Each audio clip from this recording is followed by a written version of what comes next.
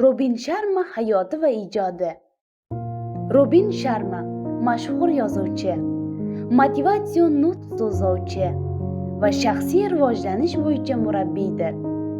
U 1964-yil Kanadada Hind kelib chiqishli oilada tug'ilgan. Dastlab u huquqshunoslik sohasida tahsil olib, advokat sifatida faoliyat yuritgan. Ammo vaqt o'tishi bilan u o'z hayotida yangi yo'l tanlab, inson salohiyatini ochish, shaxsiy intizom va ruhiy rivojlanish masalalariga qiziqa boshladi. Shu sababli advokatlik faoliyatini tashlab, ijod va ma'rifat yo'liga kirishdi.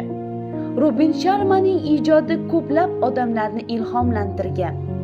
U shaxsiy rivojlanish, intizom, muvaffaqiyatga erishish, hayotiy maqsadni topish va yetakchilik haqida yozadi.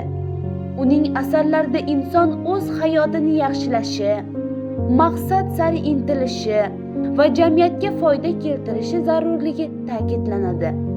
Uning eng mashhur kitobi Ferrarisini sotgan sohib bo'lib, bu asarda insonning ma'naviy uyg'onishi, hayot mazmunini anglash va ichki osoyishtalik topishi haqida so'z yuritadi.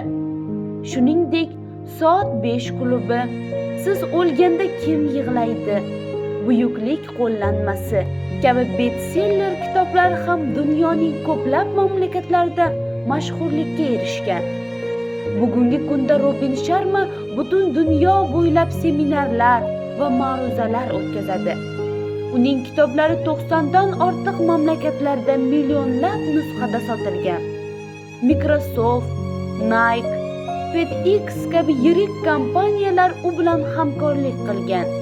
Robin Sharma hayotiy falsafasida ertalabni intizom bilan boshlash, o'z ustida tinimsiz ishlash, yaxshi odatlarni shakllantirish va jamiyatga foyda keltiruvchi inson bo'lish g'oyalari asosiy o'rin tutadi.